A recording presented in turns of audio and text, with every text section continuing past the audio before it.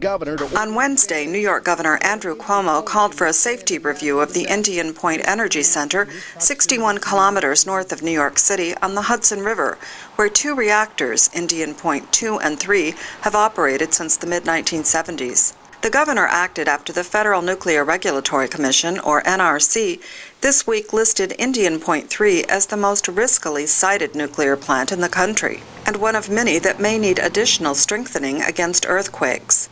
Attorney Philip Musigas is Hudson River Program Director for the environmental group Riverkeeper, which is also suing the NRC to close Indian Point. We have a litany of concerns about this plant.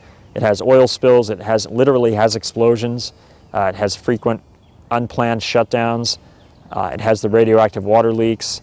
It causes impacts on the Hudson River fish species from the cooling water intake. Earthquakes are another concern. The Indian Point plant was built above an inactive earthquake fault, the Ramapo Fault. Indian Point's owner, the Entergy Corporation, says the facility was built to withstand an earthquake up to magnitude 6.1 on the Richter scale.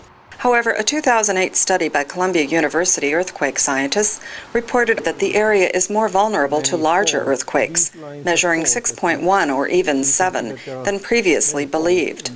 Columbia University professor Won-Young Kim is one of the authors of the study. He said it estimated that an earthquake as powerful as 6 on the Richter scale is likely to happen in the area only once every 670 years. In case of magnitude 6, you can expect some damage, not reactive building, but the peripheral supporting buildings, like in this case in Japan.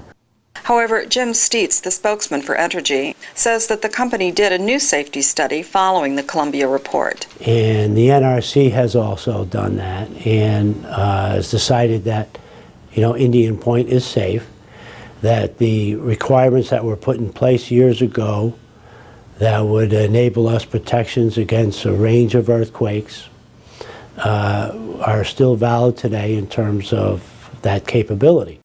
The direct cause of Japan's nuclear disaster was not the earthquake or tsunami, but the sustained loss of electrical power to pump the water needed to cool the fuel, Riverkeeper's Philip Musigas observes. He says Indian Point is vulnerable to both weather emergencies and terrorist attack, and that the spent fuel pools are particularly dangerous. If those catch on fire, you have a massive release of radiation because they are not in a containment building. They are in basically a cinder block industrial building with a metal roof. And so this is a very, very big risk. But Entergy's Jim Steitz says that the fuel pools are well protected and that Indian Point has multiple backup electrical systems that would keep it running even through hurricanes. Last October, nuclear industry expert Paul Blanche petitioned the NRC to investigate the safety of 2 large, highly pressurized natural gas lines that run within 150 meters of critical Indian Point structures. A rupture from corrosion, sabotage, or even a small earthquake could cause a huge natural gas explosion, Blanche predicted, with a force equivalent to 15,000 tons of TNT. He said such an explosion would likely damage or destroy many systems, possibly leading to what he termed a significant release of radioactivity. The NRC says it is reviewing Blanche's petition. The agency is expected to rule within a year or so on relicensing Indian Point's 2 plants for 20 more years before their current licenses expire in 2013 and 2015. Carolyn Weaver, VOA News, New York.